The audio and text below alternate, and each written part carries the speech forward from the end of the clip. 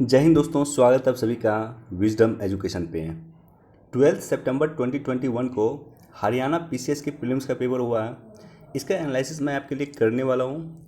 ये एनालिसिस आपके लिए इम्पॉर्टेंट होने वाला है यदि आप यूपीएससी का एग्ज़ाम देने वाले हैं, उत्तर प्रदेश पीसीएस का एग्ज़ाम देने वाले हैं, 67th बीपीएससी का एग्ज़ाम देने वाले हैं, अथवा सीडीपीओ का एग्ज़ाम देने वाले हैं या अन्य कोई भी पीसीएस का एग्ज़ाम देने वाले हैं। तो ये एनालिसिस आपके लिए काफ़ी इम्पॉर्टेंट होने वाला है।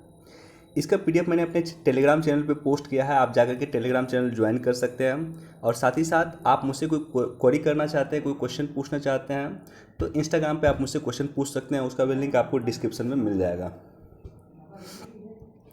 पहला नंबर क्वेश्चन है कि निम्नलिखित भाषाओं में कौन सी भाषाओं को भारत सरकार के द्वारा शास्त्रीय भाषा घोषित किया गया है। तो अभी तक टोटल हमारे पास 6 शास्त्रीय भाषा घोषित किया गया है। आपसे क्वेश्चन यह भी पूछा जा सकता है कि कौन से पहली भाषा को शास्त्रीय भाषा घोषित किया गया था और कब किया गया था।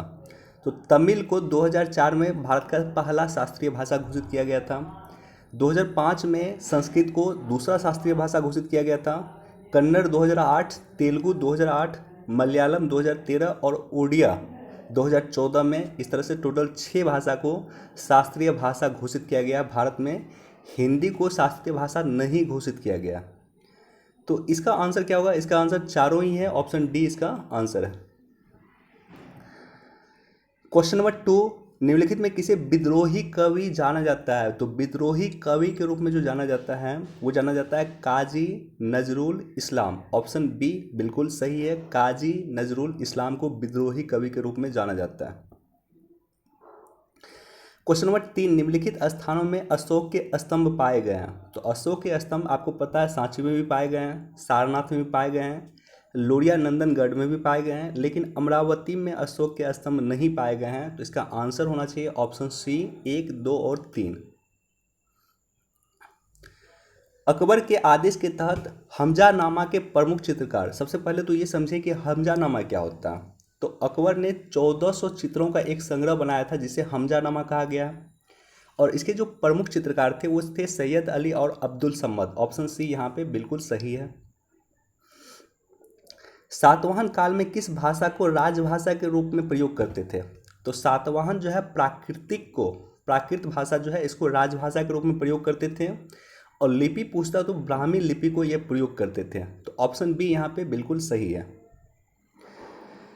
क्वेश्चन नंबर 6 पूछ रहा है कि निम्नलिखित में कौन सी प्राक हड़प्पा संस्कृति नहीं है। तो झोब संस्कृति, ऑप्शन डी को प्राक हड़प्पा संस्कृति नहीं कहा जाता है। तो इसका आंसर हो गया ऑप्शन डी। क्वेश्चन नंबर 7, निम्नलिखित किसने फर्रुखसियार के दरबार में इंग्लिश कंपनी के दूतावास का नेतृत्व किया था।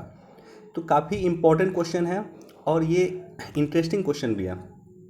इंपॉर्टेंट क्यों है? क्योंकि ये जो व्यक्ति इंग्लिश दरबार का नेतृत्व किए थे ये थे जॉन सुरमन। और इनके साथ एक डॉक्टर भी आए थे। इनके साथ टीम में कई सारे लोग थे, उस टीम में एक डॉक्टर भी थे और वो डॉक्टर का नाम भी आप लोग याद रख लेना। ये डॉक्टर थे डॉक्टर हैमिल्टन। तो बेसिकली फर्रुखसियार उस समय में उनकी तबीयत खराब थी, बीमार चल रहे थे और इनको इस डॉक्टर ने ठीक किया था, डॉक्टर हैमिल्टन ने ठीक किया था, जो जॉन सुरमन के साथ आए हुए थे फर्रुखसियार के दरबार में। और इन्होंने चूँकि ठीक किया था तो इससे प्रभावित हुए थे फर्रुखसियार और अंग्रेजी सरकार को या अंग्रेजी कंपनी को कई सारी छूट उन्होंने दिया था, जिसे 1717 का मेग्ना कार्टा कहा गया। तो इसलिए ये काफ़ी इंटरेस्टिंग है। तो इसका आंसर हो गया option D John Surman. Question number 8, निम्नलिखित में कौन सा युग्म गलत है। तो रामोशी विद्रोह चित्तूर सिंह के द्वारा 1882 में किया गया था। रंगपुर विद्रोह भी सही है आपको। कोल विद्रोह भी सही है, बुद्ध भगत के द्वारा 1831 में किया गया था। लेकिन संथाल विद्रोह बिल्कुल गलत ऑप्शन है। संथाल विद्रोह हुआ था 1855 में, 1857 क्रांति के जस्ट पहले हुआ था। सिद्धू और कान्हू के द्वारा इसका नेतृत्व किया गया था। तो इसमें ऑप्शन बी यहाँ पे बिल्कुल सही है, गलत युग्म पूछ रहा है। क्वेश्चन नंबर 9 भी काफ़ी इंटरेस्टिंग और इम्पॉर्टेंट क्वेश्चन है। चूँकि बीपीएससी का जो ऑडिटर का एग्जाम हुआ था वहाँ भी ये क्वेश्चन पूछा गया था अहरार आंदोलन के बारे में। पहला स्टेटमेंट पढ़ते हैं, मौलाना अब्दुल अदी इसके संस्थापक में से एक थे। दूसरा पढ़ते हैं, इसके सदस्यों ने भारतीय स्वतंत्रता आंदोलन में सक्रिय भागीदारी की वकालत की। तीसरा स्टेटमेंट है कि इसकी स्थापना 20वीं सदी के प्रारंभिक दशक में हुई थी। और चौथा स्टेटमेंट है कि इसने अलीगढ़ आंदोलन के राजपक्ष समर्थन राजनीति का समर्थन किया था। देखो ये यूपीएससी स्टाइल में पूछा है, यहाँ पे कौन ऑप्शन इसका नहीं होगा या चारों में से कौन गलत स्टेटमेंट है ये जानना सबसे अधिक इंपॉर्टेंट है। तो ये जो चौथा स्टेटमेंट है ये बिल्कुल गलत स्टेटमेंट है, क्योंकि अलीगढ़ आंदोलन के विपक्ष में ही आरआर आंदोलन चला था, तो समर्थन में नहीं चला था, इसके जस्ट अपोजिट चला था, जस्ट विपक्ष में चला था।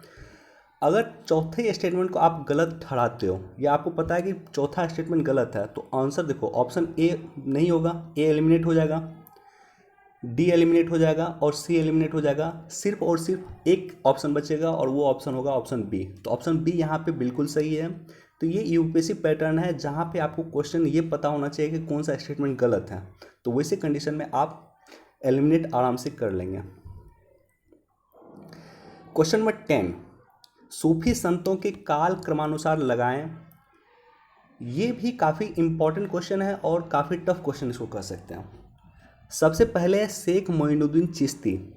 शेख मोइनुद्दीन चिश्ती का शिष्य था बाबा फरीद, बाबा फरीद के शिष्य थे निजामुद्दीन औलिया और निजामुद्दीन औलिया के शिष्य थे नसरुद्दीन चिराग ए दिल्ली।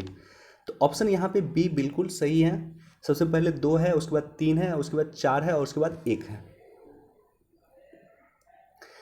क्वेश्चन नंबर 11, 1931 में त्रिपुरा के जिला मजिस्ट्रेट स्टीवंस की हत्या किसने किया था? तो इसकी हत्या किया था संती और सुनीति ने। ऑप्शन सी बिल्कुल सही है। क्वेश्चन नंबर 12, गजनवी आक्रमण के समय में आधुनिक हरियाणा क्षेत्र में किस वंश का राज था? तो तोमार राजपूत का वहां पे राज था। ऑप्शन ए बिल्कुल सही है। क्वेश्चन नंबर 13, इसमें भी देखो आपको ये पता होना चाहिए कि कौन सा स्टेटमेंट गलत है। तो भक्ति संत नामदेव के बारे में पूछ रहा है। स्टेटमेंट बी जो है बिल्कुल गलत है, क्योंकि वे गुजरात से नहीं महाराष्ट्र से थे। तो स्टेटमेंट बी को अगर आप एलिमिनेट करोगे तो आपके लिए क्या है? ऑप्शन ए बिल्कुल गलत होगा देन, क्योंकि ऑप्शन बी यहाँ पे भी आ रहा है तो ये नहीं होगा। ऑप्शन बी में भी आ रहा है तो ये भी नहीं होगा, और ऑप्शन बी आ रहा है आपको डी में भी तो ये भी नहीं होगा। तो सिर्फ और सिर्फ एक आंसर बच जाता है और वो है ऑप्शन सी। तो यहाँ पे सी इसका एग्जैक्ट आंसर है। क्वेश्चन नंबर 14, देखो नॉर्थ से साउथ के बीच में आपको दिखाना है पुरातात्विक स्थल का। सबसे पहले नॉर्थ का स्थल बुर्जहोम जो कश्मीर में है, तो सबसे पहला क्या हो गया? एस हो गया। उसके बाद भीमबेटका कहाँ है? एमपी में है, तो ये क्यू हो गया। क्यू के बाद अगला होगा आर, पक्की हल, ये है आई थिंक कर्नाटका में है, तो उसके बाद आर होना चाहिए। और उसके बाद ए है अट्टिरापक्कम, तो ये तमिलनाडु में है। तो ऑप्शन डी यहाँ पे बिल्कुल सही है। काफ़ी टफ क्वेश्चन इसको आप कह सकते हैं। क्वेश्चन नंबर 15, निम्नलिखित में कौन सा 18वीं शताब्दी में कृषि व्यवस्था के साथ संबद्ध था, जिसका अर्थ था ऐसे अनुभाग से जिसमें राजस्व संग्रह का अधिकार अधिकतम बोलीदाता, जिसको अधिकतम बोली जिसने दिया उसको राजस्व संग्रह का अधिकारदाता कहा जाता था। तो ये थे तास्की। ये क्या है? ये तास्की है। ऑप्शन सी बिल्कुल सही है। ये भी टफ क्वेश्चन है। क्वेश्चन नंबर 16, मुगल प्रशासन के संदर्भ में निम्नलिखित में कौन सा विकल्प मनसबदारी प्रथा की विशेषताओं से संबंधित है? तो जात और सवार मनसबदारी से संबंधित है। ऑप्शन ए बिल्कुल सही है। इजी क्वेश्चन है। क्वेश्चन नंबर 17, ये भी इजी क्वेश्चन है। औपनिवेशिक काल में पूछ रहा है। औपनिवेशिक काल में भू राजस्व बंदोबस्त के संदर्भ में निम्नलिखित में कौन सा कथन गलत है, सही नहीं है पूछ रहा। तो पहला स्टेटमेंट है कि 1970 में लॉर्ड वेलेस्ली ने बंगाल प्रांत में अस्थायी बंदोबस्त लागू किया गया था। आपको पता है कि 1793 में लॉर्ड कॉर्नवालिस के द्वारा बंगाल में अस्थायी बंदोबस्त की व्यवस्था को लागू किया गया था। तो पहला ये स्टेटमेंट आपको गलत मिल जाता है, तो ऑप्शन ए बिल्कुल यहाँ पे सही हो जाता है। क्वेश्चन नंबर 18, पित्रादुरा शैली के बारे में पूछ रहा है। मध्यकालीन भारतीय इतिहास के संदर्भ में पित्रादुरा किससे संबंधित है? तो ये संगमरमर या बलुआ पत्थर में नक्काशी के लिए खुदाई के समय में रंगीन, सख्त, सुंदर अलंकृत पेंट करवाते थे या पत्थर पे अलंकरण करवाया जाता था, मार्बल्स वगैरह पे खास करके। तो ऑप्शन यहाँ पे बी बिल्कुल सही है।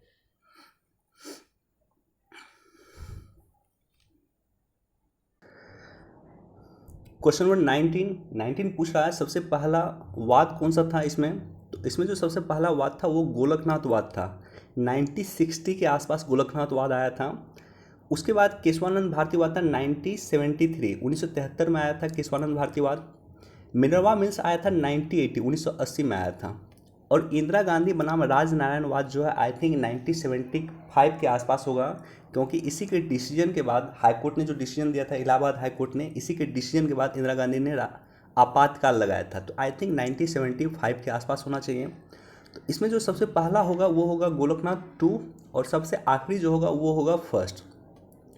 अगर आप मैच करोगे तो ऑप्शन बी यहाँ पे आपको मिल जाएगा। क्वेश्चन नंबर 20, पहला स्टेटमेंट है कि वित्त विधेयक केवल निचले सदन यानी लोकसभा में प्रस्तुत किया जाता है। तो बिल्कुल सही स्टेटमेंट है। लोकसभा जनता द्वारा प्रत्यक्ष रूप से निर्वाचित होता है, ये भी बिल्कुल सही है। और इसका सही एक्सप्लेनेशन भी कर रहा, वित्त विधेयक लोकसभा में ही प्रस्तुत किया जाता है क्योंकि लोकसभा जनता के द्वारा प्रत्यक्ष तौर पर चुना जाता है। तो ऑप्शन ए यहाँ पे बिल्कुल सही है। क्वेश्चन नंबर 21, भारत की संप्रभुता, एकता और अखंडता को संरक्षित करने का भाव निहित है कहाँ पे। तो प्रस्तावना में ये भाव निहित है। क्वेश्चन नंबर 22, भारत के संविधान में प्रस्तावना में प्रयुक्त स्वतंत्रता, समानता और बंधुत्व शब्द कहाँ से लिया गया है, किस क्रांति से लिया गया है। तो बेसिकली दो क्रांति से हमें क्वेश्चन पूछा जाता है। एक तो फ्रांसीसी क्रांति से क्वेश्चन पूछा जाता है और एक रूसी क्रांति से क्वेश्चन पूछा जाता है। सामाजिक, आर्थिक और राजनीतिक न्याय की जो बात होती है वो रूसी क्रांति से लिया गया है, और समानता, स्वतंत्रता और बंधुत्व की बात जो होती है वो फ्रांसीसी क्रांति से लिया गया है। तो इसका आंसर सी होना चाहिए। क्वेश्चन नंबर 23, भारत के संविधान में प्रदत्त हमारे देश का नाम क्या है। देखो संविधान का जब आप फर्स्ट पेज देखोगे, ऊपर देखोगे तो वहाँ पे लिखा हुआ है कॉन्स्टिट्यूशन ऑफ इंडिया, अंग्रेजी में लिखा हुआ है, और हिंदी में लिखा हुआ है भारत का संविधान। तो अंग्रेजी में लिखा हुआ कॉन्स्टिट्यूशन ऑफ इंडिया और हिंदी में लिखा हुआ भारत का संविधान। कायदे से ये होना चाहिए, अगर कॉन्स्टिट्यूशन ऑफ इंडिया को हिंदी में ट्रांसफ़र करोगे या ट्रांसलेट करोगे तो आपको ये होना चाहिए कि इंडिया का संविधान, लेकिन यहाँ पे लिखा हुआ भारत का संविधान। तो इसलिए भारत के संविधान के आर्टिकल 1 में इस बात को डिफाइन किया गया है कि इंडिया अर्थात भारत, मतलब इंडिया जो हम ऊपर में प्रयुक्त किया अंग्रेजी में और हिंदी में जो प्रयुक्त किए हैं भारत, दोनों एक ही है। इसको संविधान के आर्टिकल 1(1) में स्थान दिया है, पहला आर्टिकल में ही इसको स्थान दिया गया है। तो इसका आंसर है ऑप्शन सी। भारत के संविधान के अंतर्राष्ट्रीय शांति और सुरक्षा के संवर्धन का उल्लेख किस भाग में किया गया है। तो राज्य के नीतिक निर्देशक तत्व आर्टिकल 51 में इसका उल्लेख किया गया। ऑप्शन बी बिल्कुल सही है। किस अनुच्छेद के तहत भारत के कोई नागरिक अपने मौलिक अधिकार के उल्लंघन हेतु सीधे सर्वोच्च न्यायालय जा सकते हैं। तो आर्टिकल 32, आर्टिकल 32 को ही डॉक्टर भीमराव अंबेडकर ने संविधान की आत्मा बताया है। क्वेश्चन नंबर 26 अगर आप देखोगे, मान्यता प्राप्त भाषाएं 8वीं अनुसूची में है। दल बदल कानून जो है 10वीं अनुसूची में है।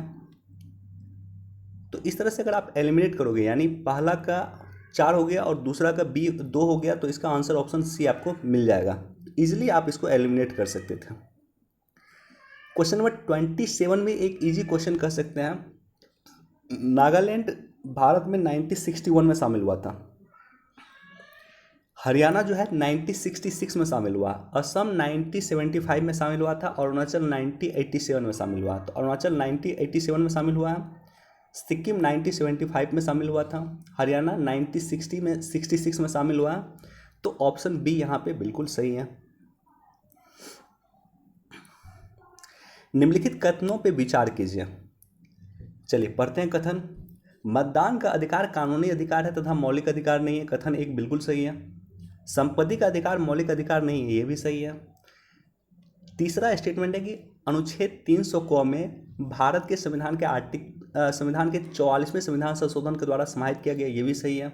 44वें संविधान के संशोधन के द्वारा 19F और 31 में जो संपत्ति का अधिकार था, जो मौलिक अधिकार का पार्ट था, उसको 300 क में स्थान दिया गया। और ऑप्शन यहाँ पे चौथा स्टेटमेंट बिल्कुल गलत है कि अनुच्छेद 301 संपत्ति के अधिकार से संबंधित है। नहीं, अनुच्छेद 300A या 300 क संपत्ति के अधिकार से संबंधित है। ऑप्शन बी यहाँ पे बिल्कुल सही है। कौन से कथन सत्य नहीं है। पहला और दूसरा दोनों एक ही स्टेटमेंट है, बस नाम चेंज कर दिया। तो या तो पहला स्टेटमेंट गलत होगा या दूसरा गलत होगा। पहला में पूछ रहा है या बता रहा है कि भारतीय संविधान का उद्देश्य प्रस्ताव जवाहरलाल नेहरू के द्वारा प्रस्तुत किया गया था, तो ये तो बिल्कुल सही है। और दूसरा बोल रहा है कि जवाहरलाल नेहरू के द्वारा नहीं बल्कि डॉक्टर भीमराव अंबेडकर के द्वारा उद्देश्य प्रस्ताव प्रस्तुत किया गया था, तो ये बिल्कुल गलत है। तो गलत पूछ रहा है तो ऑप्शन बी यहाँ पे बिल्कुल सही हो जाएगा। हमारे लिए आंसर क्या होगा? ऑप्शन बी, क्योंकि उद्देश्य प्रस्ताव जवाहरलाल नेहरू जी के द्वारा प्रस्तुत किया गया था। निम्नलिखित में किसका उल्लेख भारतीय संविधान के अनुच्छेद 21 में है? प्रोसीजर एस्टेब्लिश बाय लॉ, यानी विधि द्वारा स्थापित प्रक्रिया का उल्लेख आर्टिकल 21 में है। ऑप्शन सी बिल्कुल सही है। क्वेश्चन नंबर 31 भी काफ़ी इंटरेस्टिंग क्वेश्चन है और इससे रिलेटेड क्वेश्चन बीपीएससी ने भी पूछा था कि पहली बार राफेल जो भारत में उतरा था तो वह कहाँ पे उतरा था? तो राफेल को पहली बार उतारा गया था अंबाला में उतारा गया था। अंबाला एयरफोर्स जो है एकेडमी है वहीं पे उतारा गया था, उसी के ग्राउंड में। ये क्वेश्चन पूछ रहा है कि भारतीय वायुसेना ने किस स्क्वाड्रन ने राफेल लड़ाकू जेट विमान का प्रथम बैच शामिल किया गया, यानी राफेल जो आया है उसको किस बैच को पहली बार दिया गया। तो ये जो बैच है, ये बैच भारतीय वायुसेना का स्क्वाड्रन 17 गोल्डन एरोज बैच है, इसी को सबसे पहले राफेल दिया गया है। तो ऑप्शन ए बिल्कुल सही है। क्वेश्चन नंबर 32 को भी आप एलिमिनेट इजीली कर सकते थे। देखो इजीली कैसे करते हैं, आप सभी को ज्ञात है कि क्वाड क्या है। क्वाड एक रणनीतिक मंच है। तो अगर दो स्टेटमेंट, दो को आप 4 से मेल करते हैं, यानी देखो यहाँ 2 को अगर 4 से आप मिलाओगे तो सिर्फ और सिर्फ एक ऑप्शन है और वो ऑप्शन है ऑप्शन ए। क्वाड क्या है? रणनीतिक मंच है। सिर्फ आपको ये बातें पता है तो इसका आंसर इजीली निकल सकता है और इसका आंसर क्या है? Option A. Question number 33 question पूछ रहा है कोविड-19 वायरस का नाम क्या है? तो इसका नाम है severe acute respiratory syndrome coronavirus 2। Option C इसका नाम है और काफ़ी फेमस नाम है, तो इसमें गलती नहीं होना चाहिए था। क्वेश्चन नंबर 34 पूछ रहा है कि प्रवासी भारतीय नागरिक ओसीआई योजना पे मार्च 2021 में जारी नवीनतम अधिसूचना के संदर्भ में निम्नलिखित कथनों पे विचार कीजिए। तो पहला स्टेटमेंट है कि ओसीआई कृषि भूमि खरीद सकता है, तो ये बिल्कुल नहीं दिया गया, ऐसा नहीं है। दूसरा स्टेटमेंट है कि ओसीआई चिकित्सा अधिवक्ता वस्तुविद चार्टर्ड अकाउंटेंट का पेशा अपना सकता है, ये बिल्कुल सही है। तीसरा है कि ओसीआई को उन क्षेत्रों में जाने की विशेष अनुमति होनी चाहिए जिसे केंद्रीय सरकार या सक्षम अधिकारी द्वारा संरक्षित और निर्बंधित या प्रतिषिद्ध क्षेत्र घोषित किया गया था, तो ये भी सही है। तो ऑप्शन सी यहाँ पे बिल्कुल सही है। इसे भी टफ क्वेश्चन कर सकते हैं, ये करंट से रिलेटेड बेसिकली क्वेश्चन है। क्वेश्चन नंबर 35 ओटीटी प्लेटफॉर्म को लेकर के कई बार हमने डिस्कस किया है। ओटीटी प्लेटफॉर्म को लेकर के जो पहला स्टेटमेंट है उसी को पढ़ो आप। गाइडलाइन केवल ओटीटी प्लेटफॉर्म के लिए है। हमने ऐसा बोला था कि ओटीटी के लिए भी गाइडलाइन है, लेकिन इसके अलावा भी है, जैसे सोशल मीडिया के लिए बेसिकली ये गाइडलाइन था। उसके बाद जो सोशल मीडिया पे जो न्यूज़ चैनल है, जैसे यूट्यूब पे कई सारे न्यूज़ चैनल हैं, उसके लिए गाइडलाइन था। और उसके बाद ओटीटी प्लेटफॉर्म के लिए गाइडलाइन था। तो ये तीनों के लिए बेसिकली ये गाइडलाइन था, सोशल मीडिया, डिजिटल मीडिया और ओटीटी प्लेटफॉर्म, तीनों के लिए गाइडलाइन था। तो पहला स्टेटमेंट गलत हो जाता है। दूसरा स्टेटमेंट सही है। तीसरा भी सही है कि भारत सरकार का सूचना और प्रसारण मंत्रालय एक ओवरसाइट मैकेनिज्म तैयार करेगा। और चौथा स्टेटमेंट भी सही है कि बिचौलियों को नियमों के तहत शिकायत निवारण तंत्र स्थापित करना, सबसे बेसिकली इसी को बनाया गया, सबसे मेन यही था कि हमें शिकायत निवारण तंत्र एस्टेब्लिश करना। तो ऑप्शन सी यहाँ पे बिल्कुल सही है। दूसरा, तीसरा और चौथा स्टेटमेंट सही है। क्वेश्चन नंबर 36 अगेन एक इंपॉर्टेंट क्वेश्चन है और इंटरेस्टिंग क्वेश्चन है। इंटरेस्टिंग क्वेश्चन किस लिए है?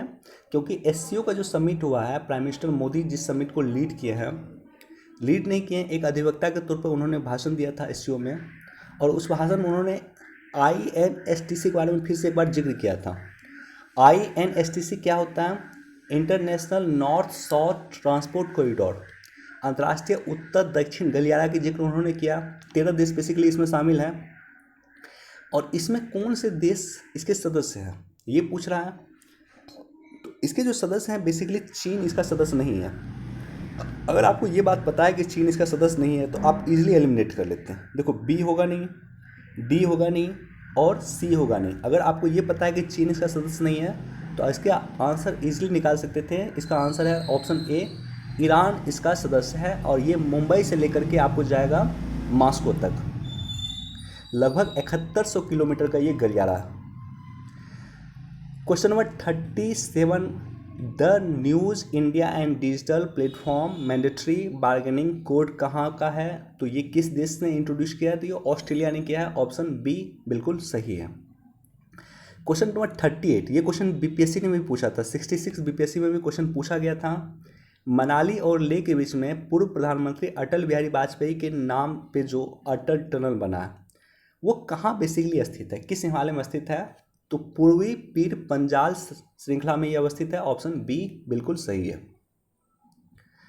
क्वेश्चन नंबर 39, इंटरेस्टिंग क्वेश्चन है, करंट का क्वेश्चन है, पूछा जा सकता है फिर आपसे। त्रिपुरा से बांग्लादेश को जोड़ने वाली फेनी नदी पे 1.9 किलोमीटर लंबा सेतु जिसे मैत्री सेतु कहा गया है बनाया गया है। तो इसके रिगार्डिंग कौन सा स्टेटमेंट सही है? तो पहला स्टेटमेंट बिल्कुल सही है कि यह पुल त्रिपुरा के सब रूम तथा बांग्लादेश के रामगढ़ के बीच है। तो ऑप्शन ए बिल्कुल सही है। क्वेश्चन नंबर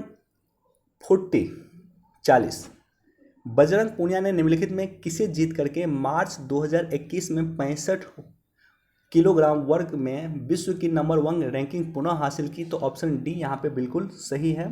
रोम के मोटेरा पेलिकोने रैंकिंग सीरीज टूर्नामेंट को जीत करके उन्होंने पहला रैंकिंग हासिल किया था। क्वेश्चन नंबर 41 का क्वेश्चन जो है इसमें मिलान करने के लिए पूछा हुआ। तो कवच जो है फ्रंटलाइन वर्कर के लिए था, ये तो बिल्कुल सही है। वैक्सीन मैत्री जो है ये भी भारत तथा के आसपास के जो देश है उसे हम वैक्सीन डिप्लोमेसी के तहत वैक्सीन देते थे उससे संबंधित है। और पहला स्टेटमेंट भी सही है कि मिशन कोविड सुरक्षा ये भी संबंधित है कोविड वैक्सीन के विकास के गति देने के लिए। चौथा स्टेटमेंट गलत है, चौथा मिलान गलत है, तो इसका आंसर हो गया ऑप्शन बी।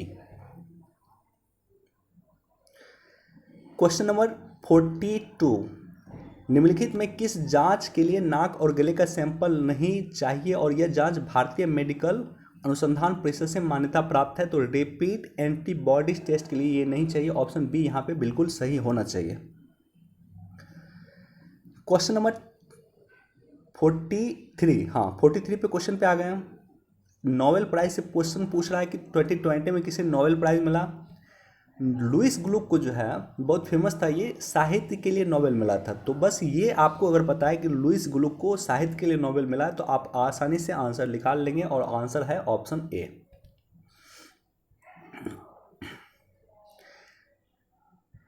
देखो ये भी करंट का क्वेश्चन है और काफ़ी इंपॉर्टेंट क्वेश्चन है।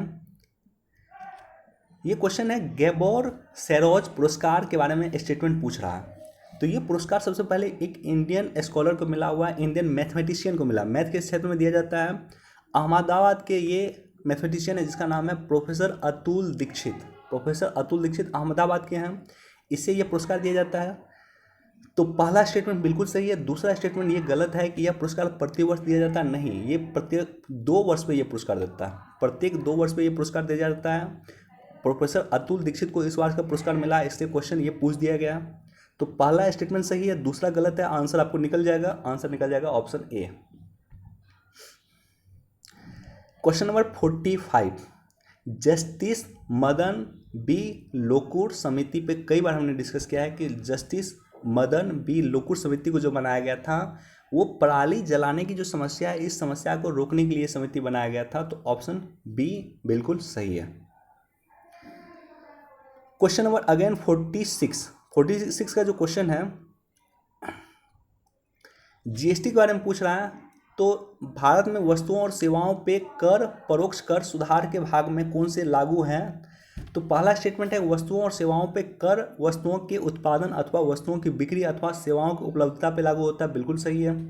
वस्तु और सेवाओं पे कर वस्तुओं और सेवाओं की आपूर्ति पे लागू होता है, ये बिल्कुल गलत है। तीसरा सही है और चौथा सही। देखो जीएसटी जो लागू होता है वो अंतिम उत्पाद पे लागू होता है, इसको कहा जाता है डेस्टिनेशन बेस्ड कंजम्पशन टैक्सेशन कहा जाता है। यानी जो डेस्टिनेशन होता है, डेस्टिनेशन मतलब क्या होता है, जो उपभोक्ता सामान खरीदता है, तो डेस्टिनेशन बेस्ड कंजम्पशन पे जीएसटी लागू होता है। तो इसको एक तरह से टफ क्वेश्चन कर सकते हैं, काफ़ी फंसाने का कोशिश किया इसने। तो ऑप्शन डी यहाँ पे बिल्कुल सही है, दूसरा स्टेटमेंट गलत है, पहला, तीसरा और चौथा स्टेटमेंट सही है। क्वेश्चन नंबर 47,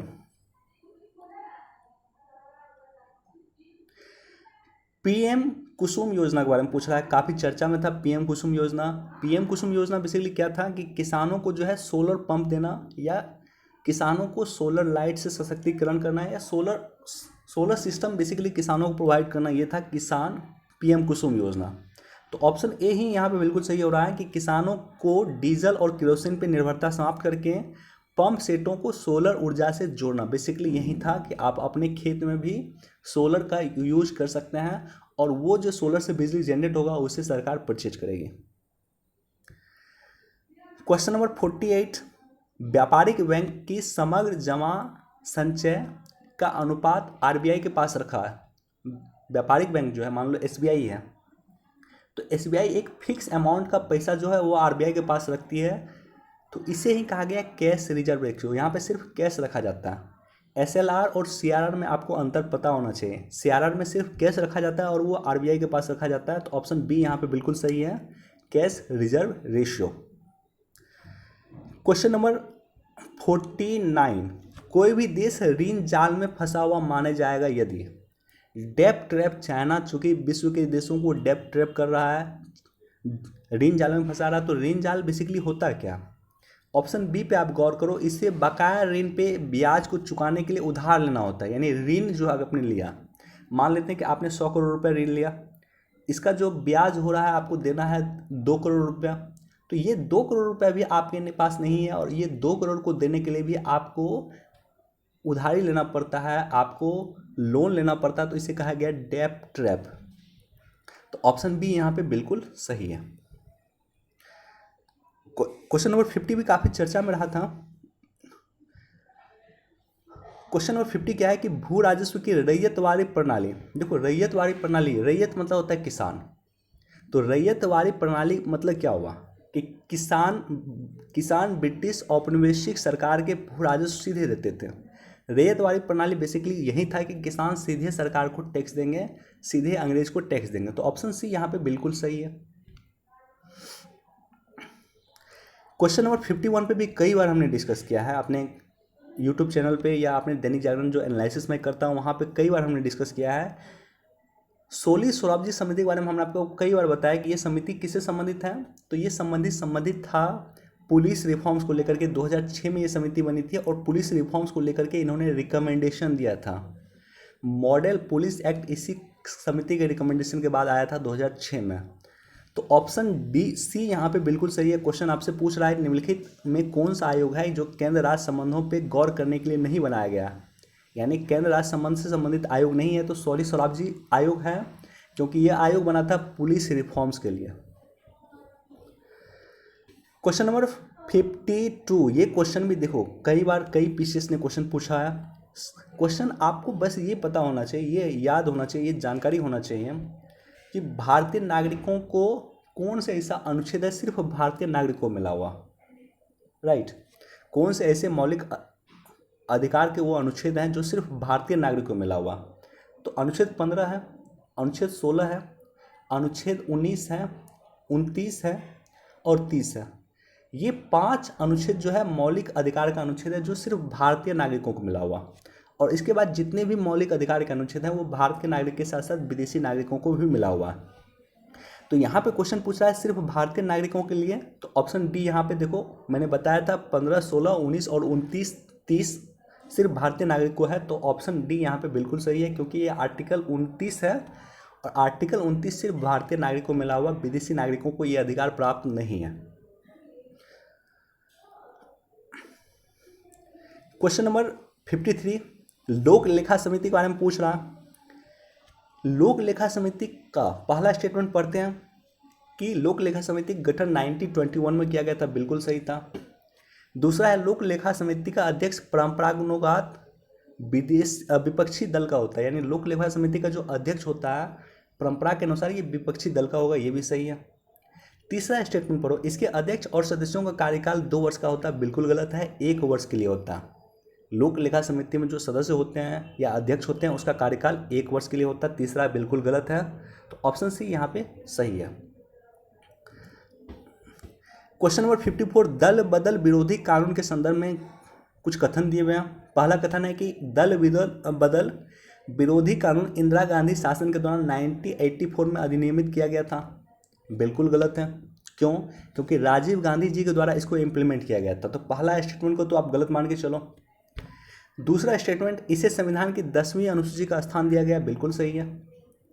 तीसरा स्टेटमेंट, दल बदल विरोधी कानून को 2003 में 93 संविधान संशोधन के द्वारा लाया गया था, तो बिल्कुल गलत है। 52वें संविधान संशोधन के द्वारा 1985 में इसे संविधान में स्थान दिया गया था, तो तीसरा भी गलत है, पहला गलत है और तीसरा गलत है। आपको आंसर निकल जाएगा ऑप्शन डी, दूसरा और चौथा स्टेटमेंट बिल्कुल सही है। क्वेश्चन नंबर 55, पंचायती राज पे गठित निम्नलिखित में किस समिति ने पंचायती राज संस्थानों को संवैधानिक दर्जा देने का सुझाव दिया था? यानी पंचायती राज की कौन सी समिति है जो पंचायती राज संस्थानों को संवैधानिक दर्जा देने का सुझाव दिया था? और ये सुझाव दिया था सिंघवी समिति के द्वारा राजीव गांधी जी को, और इसी के समय में इनिशिएट उसी के समय में किया गया था। बाद में जाकर के नरसिम्हा राव की सरकार में जो है 73 और 74 संविधान संशोधन लाया गया था और इसे संवैधानिक दर्जा दिया गया था।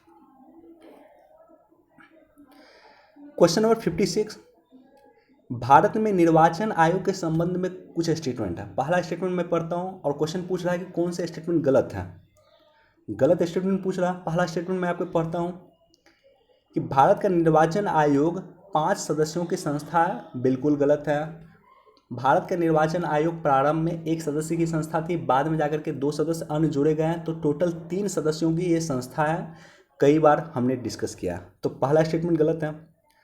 दूसरा स्टेटमेंट लेते हैं कि निर्वाचन आयोग का आम चुनाव तथा उपचुनाव के प्रवर्तन के कार्यक्रम निर्धारित करता है, बिल्कुल करता है। राजनीतिक दलों के मान्यता देता है, ये भी देता है। नवीन राजनीतिक दल जो होते हैं उसको चुनाव चिन्ह देता है, ये भी देता है। तो पहला स्टेटमेंट गलत है, बाकी दूसरा तीसरा चौथा सही है। तो आंसर क्या होना चाहिए? आंसर सी होना चाहिए। क्वेश्चन नंबर 57, लोकसभा अध्यक्ष के बारे में कुछ स्टेटमेंट दिया। कौन से स्टेटमेंट सही है पूछ रहा। पहला स्टेटमेंट है कि वह राष्ट्रपति के प्रसाद पर्यंत पद पे धारण करता है, बिल्कुल गलत है। दूसरा है कि वह किसी भी वित्तीय विधेयक को धन विधेयक घोषित कर सकता है या उसकी घोषणा अंतिम होती है। कोई विधेयक धन विधेयक है या नहीं, इसकी घोषणा सिर्फ और सिर्फ लोकसभा स्पीकर के द्वारा किया जाएगा, और लोकसभा स्पीकर जो घोषणा करेगी वो अंतिम घोषणा होगा, बिल्कुल सही स्टेटमेंट है। ऑप्शन बी बिल्कुल सही है। लक्ष्मीकांत के बुक में आपको मिल जाएगा और बहुत बेसिक कॉन्सेप्ट है लोकसभा स्पीकर को लेकर के। क्वेश्चन नंबर 58, निम्नलिखित में कौन से ऑर्गेनिक कंपाउंड है, कौन से ऑर्गेनिक कंपाउंड है जो परफ्यूम बनाने के लिए उपयोग नहीं हो सकता जिसका? तो एल्कोहल का उपयोग परफ्यूम बनाने के लिए नहीं हो सकता है, ऑप्शन ए सही है इसका। क्वेश्चन नंबर 59, स्वर्ण आभूषण की सफाई के लिए कौन सा एसिड का प्रयोग करता है? सोना की सफाई करना, आप जाते हो सोना की सफाई करने के लिए, तो किस एसिड का प्रयोग किया जाता है? तो ऑप्शन ए नाइट्रिक एसिड का प्रयोग किया जाता है सोना की सफाई के लिए। क्वेश्चन नंबर 60, देखो ये थोड़ा टफ क्वेश्चन कर सकते हैं या मॉडरेट क्वेश्चन को, इसमें आपको ऑप्शन के अनुसार एलिमिनेट करना होता है। क्वेश्चन पूछ रहा है TIR से, टोटल इंटरनल रिफ्लेक्शन से, यानी पूर्ण आंतरिक परावर्तन से क्वेश्चन पूछ रहा है। तो आप सभी को पता है कि रेगिस्तान में जो मिराज बनता है वो पूर्ण आंतरिक परावर्तन का पार्ट है। हीरे की जो चमक होती है वो भी पूर्ण आंतरिक परावर्तन का पार्ट है। ऑप्टिकल फाइबर भी पूर्ण आंतरिक परावर्तन के सिद्धांत पे काम करता है, टोटल इंटरनल रिफ्लेक्शन के आधार पे काम करता है, तो डी भी सही है। तो ये तीनों ही पूर्ण आंतरिक परावर्तन पे काम करता है, तो इसका आंसर क्या होना चाहिए? क्वेश्चन पूछ रहा है कि कौन सा काम नहीं करता है पूर्ण आंतरिक परावर्तन पे, तो ऑप्शन बी इसका आंसर होना चाहिए। क्वेश्चन नंबर 61, ब्लॉकचेन टेक्नोलॉजी पे क्वेश्चन पूछ रहा है। देखो तीसरा स्टेटमेंट सबसे पहले मैं चलता हूँ। तीसरा स्टेटमेंट है कि ब्लॉकचेन एक क्रिप्टो करेंसी है, उल्टा है। तीसरा बिल्कुल गलत है, क्योंकि ब्लॉकचेन एक क्रिप्टो करेंसी नहीं है, बल्कि क्रिप्टो करेंसी जो है वो ब्लॉकचेन टेक्नोलॉजी पे काम करता है। तो तीसरा स्टेटमेंट बिल्कुल गलत है, और तीसरा स्टेटमेंट आपको पता है गलत है, तो आंसर आपका हो जाएगा आंसर ए बी। पहला और दूसरा सही है, तीसरा गलत है। क्वेश्चन नंबर 62, ये भी क्वेश्चन कई बार पूछा है, ईपीएफओ के एग्जाम में भी क्वेश्चन पूछा हुआ, और ये क्वेश्चन है कि मार्च 2021 में एनगोजी ओकोंजो ये जो है कहाँ की डायरेक्टर जनरल बनी है? तो डब्ल्यूटीओ की डायरेक्टर जनरल बनी है। ईपीएफओ में क्वेश्चन पूछा हुआ था कि किस देश से हैं? तो नाइजीरिया से हैं, ये बेसिकली नाइजीरिया से हैं, और डब्ल्यूटीओ की ये डायरेक्टर बनी है। अफ्रीका की पहली डायरेक्टर ये बनी है, और शायद मेरे ख्याल से आई थिंक डब्ल्यूटीओ की पहली महिला डायरेक्टर भी ये बनी है। क्वेश्चन नंबर 63, कौन से मिलान गलत है? तो ऑप्शन डी यहाँ पे जाओ। जूम क्या है? ओटीटी स्ट्रीमिंग प्लेटफॉर्म क्या है? जूम क्या ओटीटी प्लेटफॉर्म है? बिल्कुल नहीं। जूम एक कॉलिंग प्लेटफॉर्म है जहाँ एक दूसरे से कनेक्ट किया जाता था। लॉकडाउन के दौरान इसका काफ़ी प्रयोग हुआ था। तो ऑप्शन डी यहाँ पे बिल्कुल सही है, डी गलत है, बाकी सब सही है। क्वेश्चन नंबर 64, उत्तर पूर्व यानी नॉर्थ ईस्ट का भारत का सबसे बड़ा मीठे पानी का जो है लेक है वो कहाँ पे है? तो भारत का सबसे बड़ा नॉर्थ ईस्ट का सबसे बड़ा मीठे पानी का जो लेक है वो है लोकटक झील, जो मणिपुर में अवस्थित है। ऑप्शन ए बिल्कुल सही है। क्वेश्चन नंबर 65, फरवरी 2021 में मंगल ग्रह का नासा का कौन सा रोवर उतरा था? टफ क्वेश्चन इसको कर सकते हैं, लेकिन करंट से रिलेटेड क्वेश्चन है।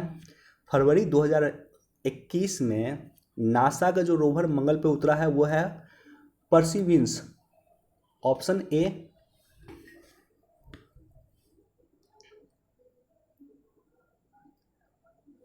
देखो हिंदी के आंसर और अंग्रेजी में आंसर में काफ़ी अंतर दिया हुआ। इसका एग्जैक्ट प्रोनाउंसिएशन होना चाहिए परजर्वेरेंस, लेकिन हिंदी में दिया हुआ परसिविंस दिया हुआ। लेकिन जो भी हो इसका आंसर ऑप्शन ए है। क्वेश्चन नंबर 66, महात्मा गांधी को सिर्फ एक बार भारतीय राष्ट्रीय कांग्रेस का अध्यक्ष चुना गया है, निम्नलिखित में किस अधिवेशन में यह घटित हुआ था? तो बेलगांव अधिवेशन 1924 का अध्यक्षता गांधी जी ने किया था। सिर्फ एकमात्र अधिवेशन का अध्यक्षता गांधी जी ने किया था। कई बार क्वेश्चन पूछा गया। क्वेश्चन नंबर 67 का जो है मैडम कामा को क्रांतिकारियों की माता भी कहा जाती थी। मैडम कामा को क्रांतिकारियों की माता कहा जाती थी। आप हमें कमेंट सेक्शन में बता सकते हैं कि क्रांतिकारियों के पिता किसे कहा जाते थे। 1907 में इन्होंने जर्मनी के स्टुटगार्ट में झंडा फहराया था। तो सबसे पहले विदेशी जमीन पे इन्होंने ही झंडा फहराया था। तो 2 को आप 4 से मिलाओ तो 2 का क्या होगा? 4 होगा। तो एक ही ऑप्शन बचता है, वो है ऑप्शन डी। सिर्फ एक आपने पता कर लिया तो मैच हो जाएगा, आपका आंसर निकल जाएगा। ऑप्शन डी इसका सही आंसर है।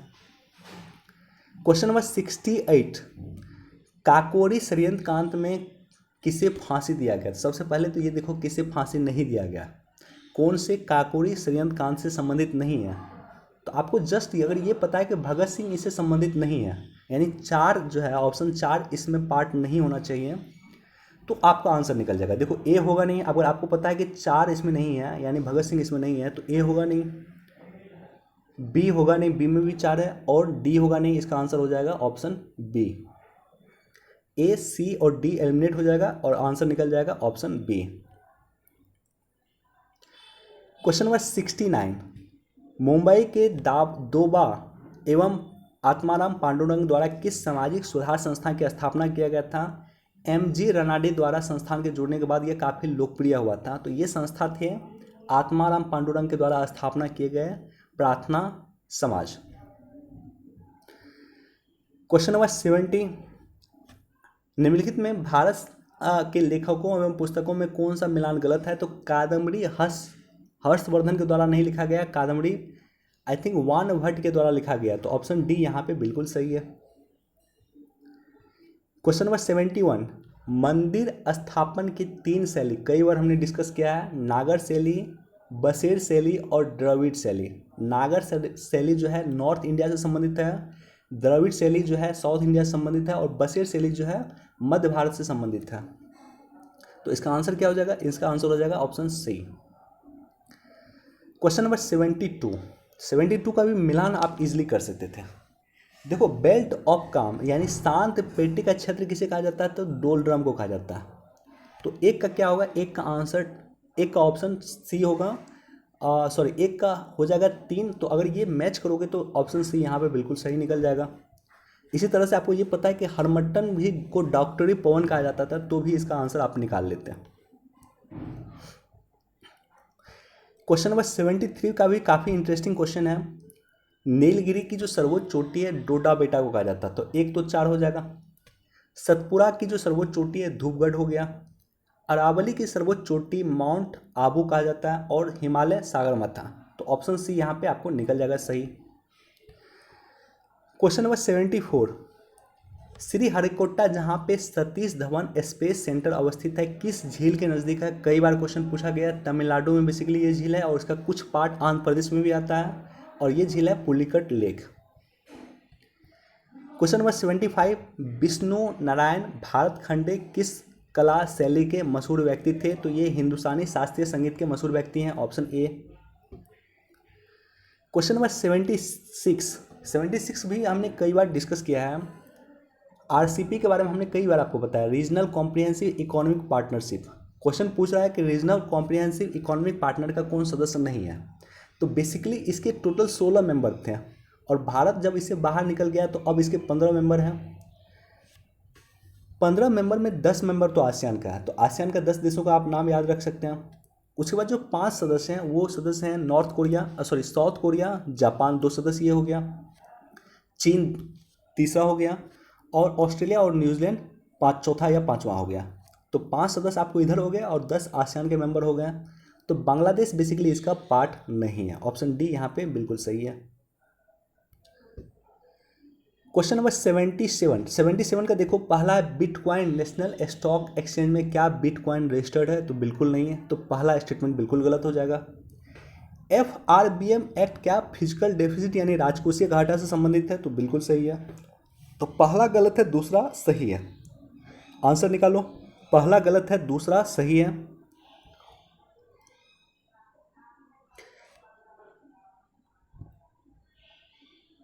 आंसर पहला गलत है, दूसरा सही है, तो आंसर सिर्फ और सिर्फ ए आ रहा है, राइट। यहाँ पे ए इसका आंसर आ रहा है। पहला गलत है और दूसरा सही है, इसका आंसर हो जाएगा ऑप्शन ए।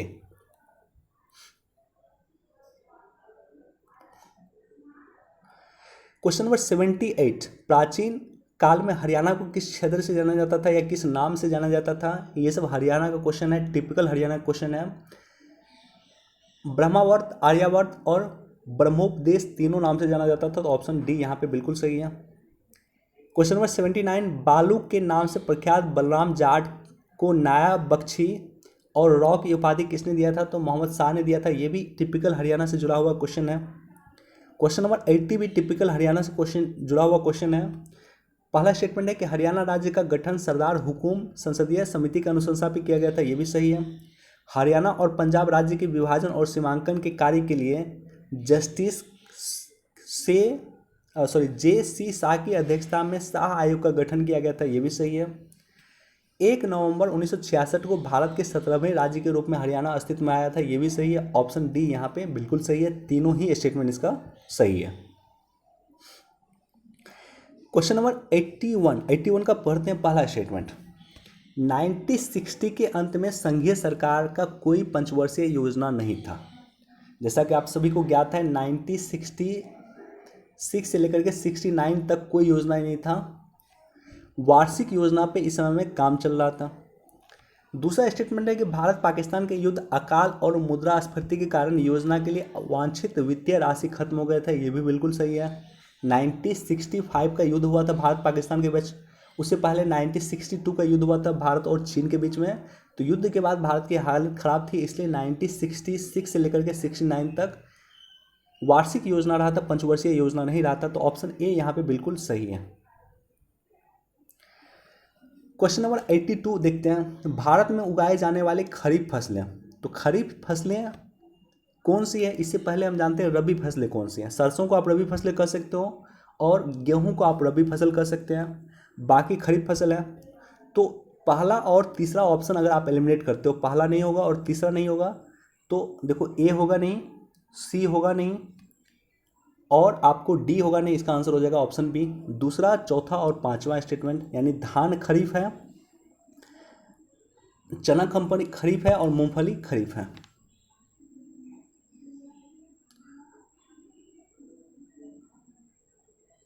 सॉरी, धान खरीफ है, चना खरीफ नहीं है। धान खरीफ है, मूंगफली खरीफ है और मक्का खरीफ है, तो ऑप्शन बी यहाँ पे बिल्कुल सही है। क्वेश्चन नंबर 83 का जो स्टेटमेंट है, क्वेश्चन पूछ रहा है कि यह कंपाउंड पारंपरिक तौर पे इमारतों की सफेदी के काम आता है। तो पहला स्टेटमेंट बिल्कुल सही है कि यह बीज बिना बुझे हुए चूने के पानी के साथ क्रिया करा के मिलाया जाता है। और ऑप्शन डी भी बिल्कुल सही है कि यह कास्टिक चूने कहते हैं। इसका रासायनिक सूत्र CaOH होता है। तो पहला और चौथा स्टेटमेंट सही है, आंसर इसका ए हो गया। क्वेश्चन नंबर 84 पे चलते हैं। निम्नलिखित में कौन सा कथन सोडे के बारे में सही है?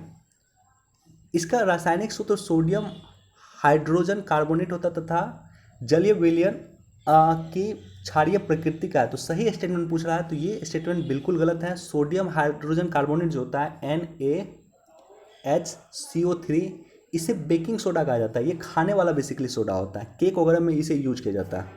तो पहला स्टेटमेंट बिल्कुल गलत है, दूसरा बिल्कुल सही है, तीसरा बिल्कुल गलत है। चूंकि मैंने बताया कि सोडियम जो धोने वाला सोडा होता है वो होता है सोडियम बाइकार्बोनेट होता है, Na2CO3 होता है। तो दूसरा सही है और चौथा स्टेटमेंट बिल्कुल सही है। तो इसका आंसर हो जाएगा option B. Question number 85, pH मान 7 से कम होता है। 7 से कम होने का मतलब है कि एसिडिक होता है। तो अमाशय का रस आपका एसिडिक होगा, सेब का रस भी एसिडिक है, कॉफ़ी का रस भी एसिडिक है और कार का बैटरी तो एसिडिक होता ही है। तो ये चारों ही स्टेटमेंट बिल्कुल सही है। क्वेश्चन नंबर 86, निम्नलिखित में सबसे उपयुक्त चालक है। सिल्वर को सबसे उपयुक्त चालक कहा जाता है। तो ऑप्शन डी बिल्कुल सही है।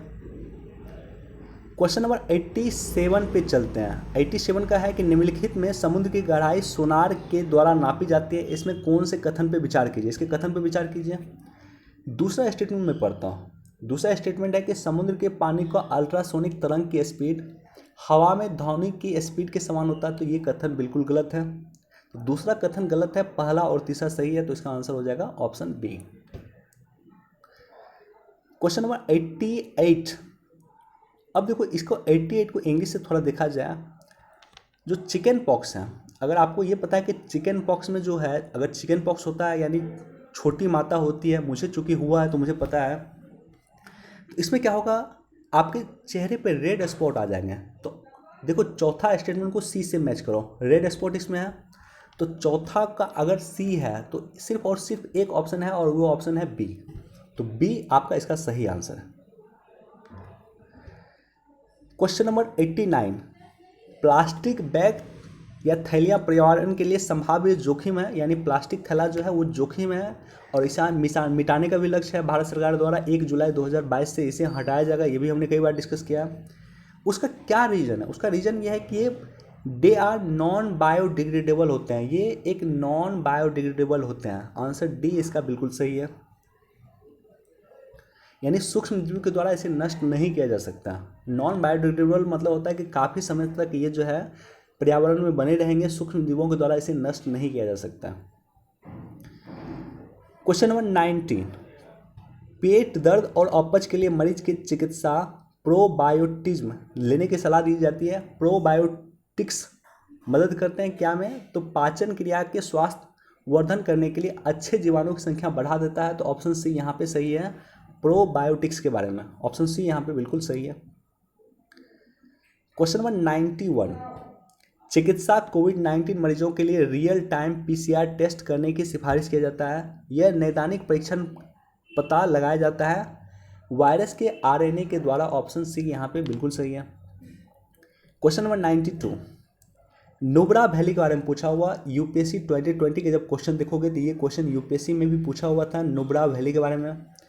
तो नुब्रा वैली कहाँ पे अवस्थित है, किस दो पर्वत श्रृंखलाओं के बीच अवस्थित है? तो नुब्रा वैली जो है, इसको जाकर के लोकेशन देख लेना आप लोग, गूगल मैप पे इसका लोकेशन जरूर आप लोग देख लेना। ये है काराकोरम और लद्दाख के बीच में। UPSC 2020 में भी इसका क्वेश्चन पूछा गया था। मैं डिस्कस करूँगा UPSC 2020 का पेपर, तो मैं वहाँ पर भी आपको डिटेल से बता दूंगा। लद्दाख और काराकोरम के बीच में ये अवस्थित है। क्वेश्चन नंबर 93, देवसांग मैदान के बारे में क्वेश्चन पूछा हुआ है। तो इसका जो ऑप्शन बी है ये बिल्कुल सही है कि ये मैदान जो है ऊंचाई वाले क्षेत्रों पर पाया जाता है। जलोढ़ मृदा यहाँ पे नहीं होता। पहला बिल्कुल गलत है और दूसरा सही है और तीसरा भी गलत है। तो इसका आंसर हो जाएगा ऑप्शन बी। Question number 94।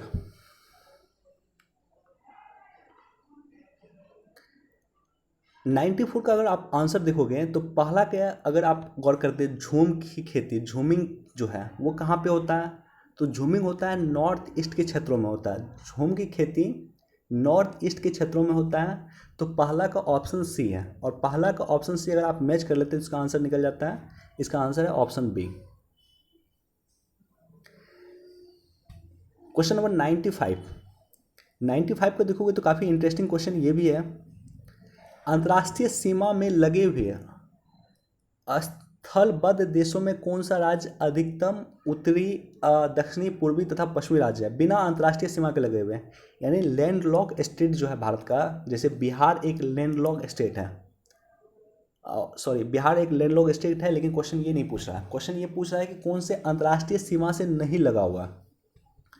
तो अंतर्राष्ट्रीय सीमा से नहीं लगा हुआ, हरियाणा आपको अंतर्राष्ट्रीय सीमा से नहीं लगा है, तेलंगाना आपको नहीं लगा, झारखंड नहीं लगा हुआ, मध्य प्रदेश नहीं लगा हुआ। इसके अलावा जो भी देखोगे आप, हिमाचल प्रदेश देखो अंतर्राष्ट्रीय सीमा से लगा हुआ है। हिमाचल प्रदेश आपको चीन के साथ लगा हुआ है। इधर अगर आप देखोगे आंध्र प्रदेश, तो आंध्र प्रदेश समुद्र को टच करता है, तो ये भी लैंडलॉक नहीं हुआ। उसके बाद इधर अगर आप देखोगे गुजरात का भी अंतर्राष्ट्रीय सीमा लगा हुआ, पाकिस्तान के साथ लगा हुआ। तो इसका एग्जैक्ट आंसर है ऑप्शन डी। Question number 96। निम्नलिखित में कौन सा भारत के प्रमुख नदी बेसिन नहीं है? तो तीस्ता नदी कहाँ पे है? तीस्ता नदी भारत और बांग्लादेश के बीच में विवाद का सबसे बड़ा कारण में से एक कारण है तीस्ता नदी बेसिन। बेसिकली ये बांग्लादेश में है, तो ये भारत से संबंधित नहीं है। तो ऑप्शन डी सी यहाँ पे बिल्कुल सही है। क्वेश्चन नंबर 97 पे चलते हैं। यस 97 है। झेलम नदी के बारे में कुछ क्वेश्चन पूछ रहा हुआ। तो इसका जो पहला स्टेटमेंट है वो बिल्कुल सही है कि झेलम नदी घाटी युवावस्था में बहती है। दूसरा भी सही है कि ये नदी कश्मीर में मीनांड बनाती है। तीसरा स्टेटमेंट गलत है कि मीनांड नदी भू आकृतिक की युवावस्था में बनने वाली संरचना है। बिल्कुल गलत है, युवावस्था में नहीं बनता है, बल्कि नदी की जो प्रौढ़ावस्था होता है, नदी जब परिपक्व होता है तब ये बनता है। तो ऑप्शन डी भी बिल्कुल सही है। तो इसका आंसर हो जाएगा 1, 2 और 4 यानी ऑप्शन डी। Question number 98। देखो ये जो है गंधार शैली का जो ये काफ़ी फेमस बुद्ध की प्रतिमा थी, जिसे तालिबान के द्वारा 2001 में नष्ट कर दिया गया था। ये अफगानिस्तान में है। गंधार शैली का काफ़ी फेमस ये प्रतिमा था और यूनेस्को वर्ल्ड हेरिटेज साइट में भी इसका नाम था। ये था बामियान बुद्ध की प्रतिमा, जिसे तालिबान ने 2001 में नष्ट कर दिया था। तो ऑप्शन ए बिल्कुल सही है। Question number 99। चिकनकारी लखनऊ से संबंधित है और कलमकारी बंगाल से संबंधित है। तो 1 का 2 हो गया, 2 का 1 हो गया। आंसर आपका निकल जाएगा option C. Question number 100। Bharatanatyam कहाँ है? तो तमिलनाडु, भरतनाट्यम है तमिलनाडु, सही है। कथक उत्तर प्रदेश, कुचिपुड़ी केरल और मोहिनी अट्टयम कहाँ पे है? कुचिपुड़ी है आपको आंध्र प्रदेश से संबंधित और मोहिनी अट्टयम है आपको केरल से संबंधित। भरतनाट्यम तमिलनाडु, कथक उत्तर प्रदेश, कुचिपुड़ी आंध्र प्रदेश और मोहिनी अट्टयम केरल। तो ऑप्शन सी यहाँ पे बिल्कुल सही है। चलिए वीडियो देखने के लिए धन्यवाद। Thank you so much. Please do like, share and subscribe. Thank you.